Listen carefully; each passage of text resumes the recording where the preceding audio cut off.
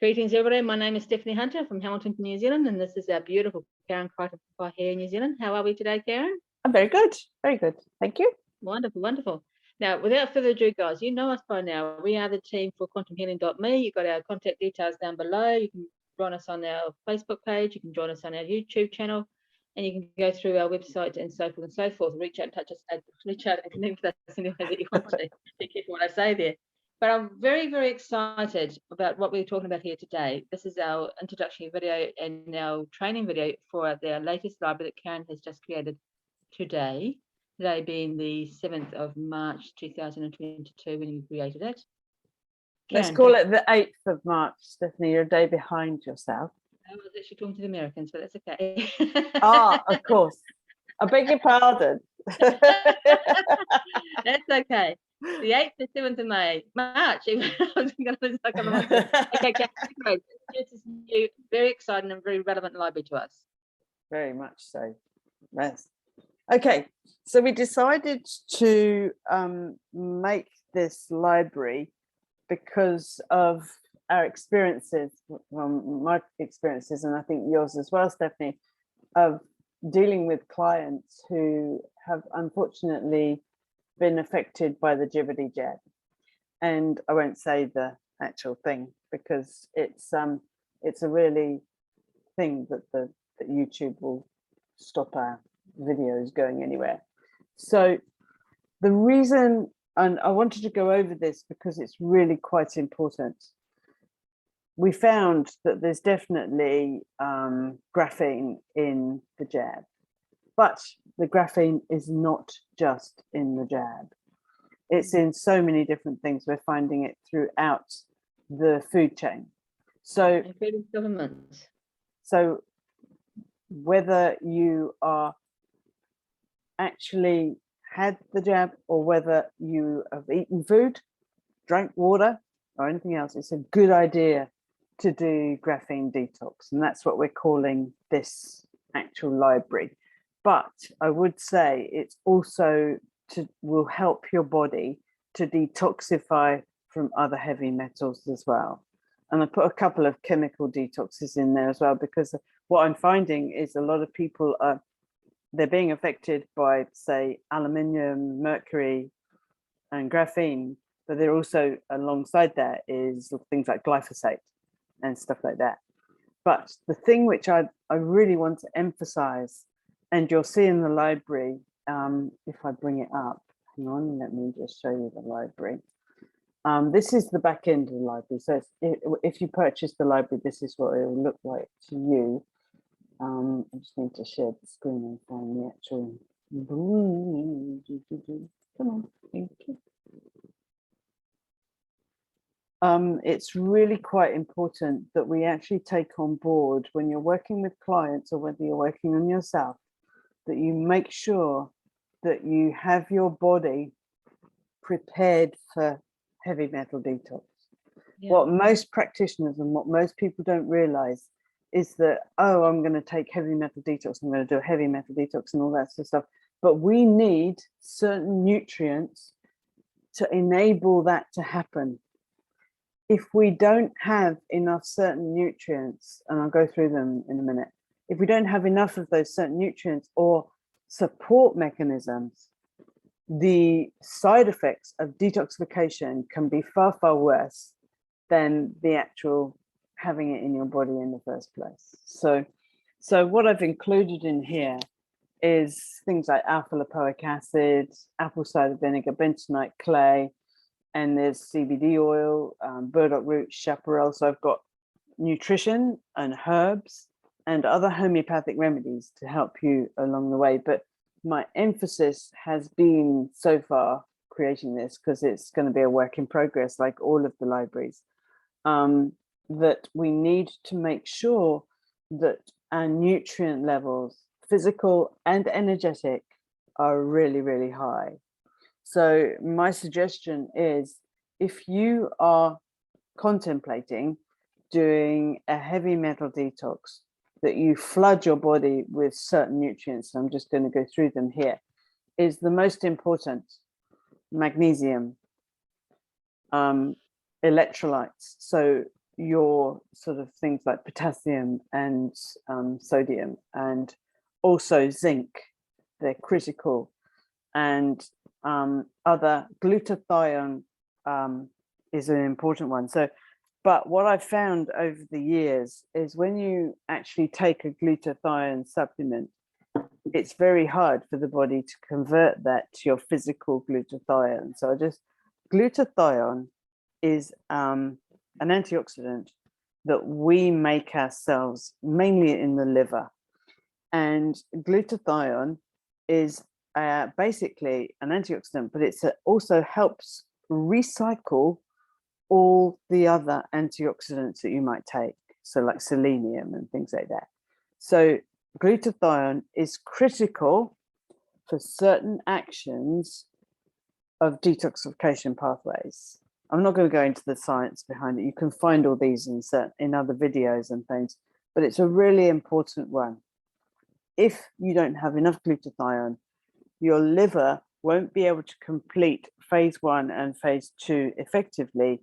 And so you might get a skin rash, you might get heart palpitations, you might get sweating, you might get, or really severe aches and pains because the body's dumping the heavy metals into other parts of the body. So it'll drag it out of one part of the body and then it'll go, I don't know what to do with this, and dump it. And so glutathione is a really important component of this. And so what we've included in here is glutathione as an energetic, but it's also things like the thing that can create glutathione. There's a few things. Milk thistle is a really important component. It's a wonderful, wonderful herb that not only protects your liver, but helps your body create more glutathione.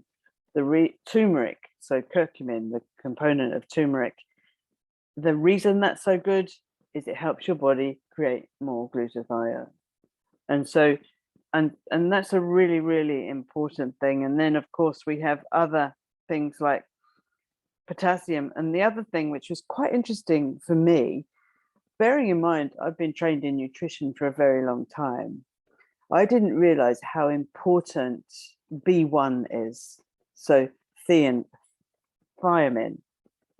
And thiamine is really, really important because this is relatively new, as far as I know, is you can be depleted in thiamine in just one part of your body. So you might be depleted in your brain, you might be depleted in your liver, you might be, and that can cause all sorts of symptoms and knock-on effects.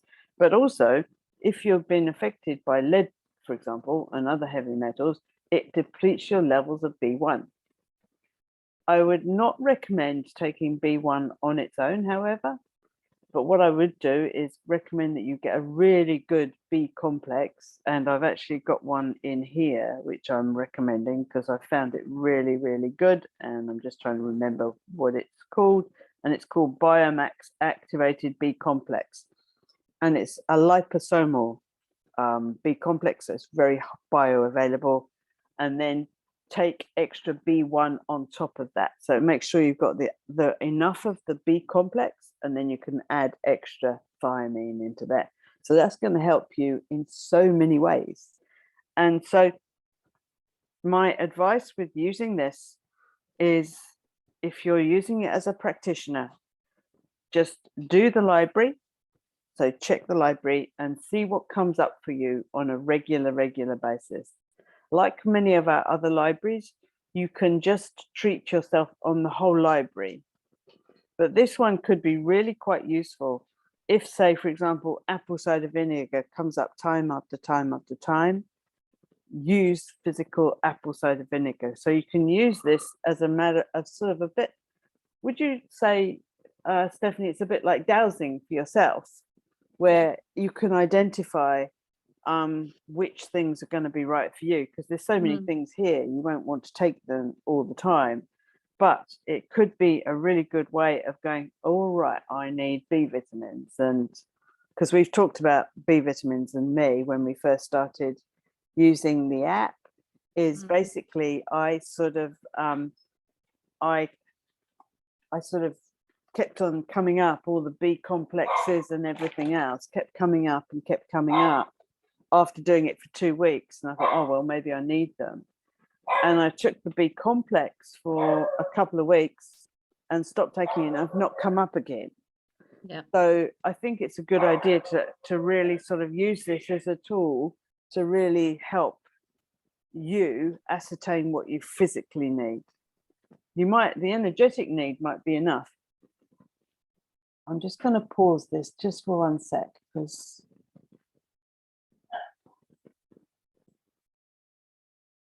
okay, so does that make sense, Stephanie? Any questions so far? No, that's really cool indeed. What I've also found with using the biofeedback as well, because somebody like me who has an ability to digest a lot of foods, I find that, for example, apple cider vinegar, and I can't get it past my lips. I can't get it past any further than that. So having the energetic availability to me is life-saving in many ways. Yeah, I can't physically absorb them, but I can energetically have the benefits of them. But it's interesting, you know, like apple cider vinegar, because we sort of often see it as a digestive, but it also has different, it's got malic acid, so it can actually help with aches and pains and everything else, but it also can have a small amount of pectin. So the reason apples are used a lot in detox is the pectin that's just below the skin. And so pectin's in here as a so if you keep on getting pectin, you don't have to go and buy it. You can actually have cooked apples, for example. But make sure you cook them with the skin on. You don't have to eat the skin, but the pectin goes throughout the fruit. And so it's a really interesting, I just find it quite interesting what, as we go through It's beautiful. Learn more and more over time. Yeah, as we go through it, it's really quite interesting. So there's quite a lot of sort of things that you might not know what they are, because they're actually homeopathic formulas. So, for example, we've got at the bottom here, Ubiton Comp. That is a complex that's very useful to help with, like I've been talking about, is the detoxification pathways. Beautiful. So it helps clear those. And the Traumeel is for trauma, and it's one of the most effective homeopathic complexes I know to help with major trauma. And because this stuff can be quite traumatic, you know, just the detoxification can be traumatic with the body. And so as I say, I'm adding things to them all the time. So methylation pathways and things, again, is to do with the detoxification pathways. Now, the reason I want to share, I'm just going to stop screen sharing, and I'm just going to read something, because I think it's really quite important that people understand a little bit about what's going on with the vaccinations. So when we look at basically what the vaccines are doing and been found to, is COVID, I'm just going to read. So COVID vaccinations are preventing your body from taking out the trash. Your body is failing at being a constant janitorial staff, and the trash is piling up. So basically, this is creating a big, big load of gunk that your body just cannot get rid of. And as it's piling up, it's rotting, and the cancer can breed there, which is why we're seeing quite a few cancers, and they're quite fast. This is like being constipated day after day after day. And you know what that feels like? Well, can you imagine that's in your whole body? It's not just in the colon. And the COVID vaccines pollute the entire vascular system with toxic prions that look like virus particles. They are foreign to your body. And this is how you're going to be able to get them out and in time to recover. So it's actually really important that we get the groundwork going and then sort of like go from there, because having the groundwork of nutrition, it's like the foundations of health. It's something I've talked about for years. Poor Stephanie's probably bored to tears with me talking about get the foundations right, and that is minerals, and on top of those minerals we need the antioxidants, and that is where we're going to go. because we need to do that. There's lots of complex things that you can do, but really and truly, let's keep it simple. Love it. Love it. Excellent. Well, guys, that's an amazing explanation once again. Thank you, Karen, and thank you for sharing your knowledge with us. Again, keep it simple, guys. Keep it simple principle, keep it simple sweetheart principle, kiss kiss. But this is going to be fundamentally important for everybody. Now, am I right in thinking, Karen, that everybody, we're not just talking people who got the jibbity jabs, we're talking absolutely everybody needs to go through this protocol. Yeah, I would highly recommend it to everybody. Yeah, because we've been our beautiful earth has been polluted so much that no matter where you are on the planet, you can't escape all this stuff, you know. So I've got a question. Once we have expelled the graphene oxide from our body, where does it go to? So can we dissolve it energetically so it doesn't harm anything else, or is it going to be dumped somewhere else and cause problems elsewhere? Well, that's a very good question. I think we can dissolve it.